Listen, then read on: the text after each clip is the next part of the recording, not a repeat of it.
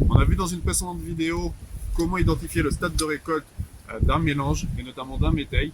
Là, on va maintenant se concentrer sur comment on choisit la chaîne de récolte pour obtenir un fourrage de qualité et obtenir une matière sèche qui soit suffisamment haute, à savoir entre 30 et 35, ce qui permettra une bonne conservation de notre fourrage.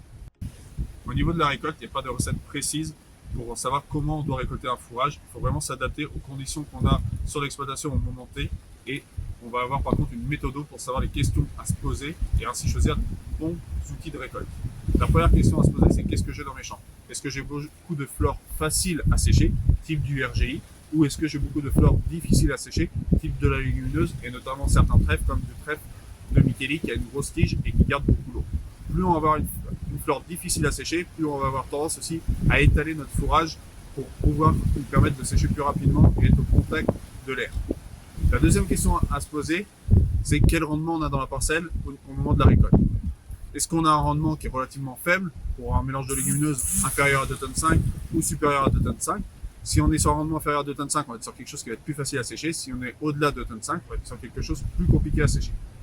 La troisième question à se poser, c'est de savoir quelle météo on a eu avant la récolte. Est-ce qu'on a un sol qui va être humide et du coup le fourrage qui va avoir des difficultés à sécher, ou un sol qui est bien essuyé, bien sec et qui va permettre au fourrage de sécher plus facilement.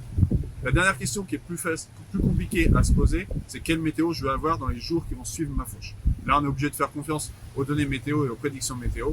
C'est pour moi la donnée la plus aléatoire, mais déjà sur les 4 points qu'on a à traiter, il y a 3 points où on est capable de prendre une décision avant la récolte.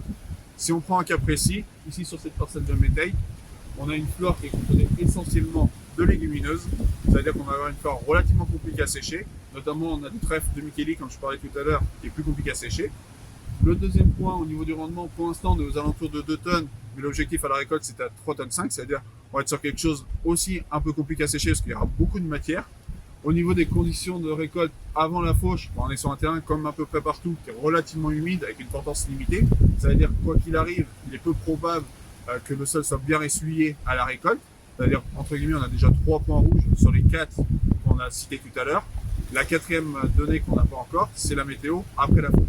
Il faut espérer avoir une bonne météo pour bien préfaner, mais on sait déjà que sur les conditions météo qu'on a cette année et le fourrage qu'on a récolté, on va avoir des difficultés à bien préfaner notre fourrage. C'est-à-dire qu'on va avoir tendance à étaler le plus possible notre fourrage et l'endainer simplement la veille de la récolte pour rajouter un petit peu de matière sèche, et le fourrage qui était dessous va arriver dessus, ce qui va permettre d'augmenter notre matière sèche de fourrage à la récolte et ainsi viser nos 30 à 35% de matière sèche sur ce type de méthode.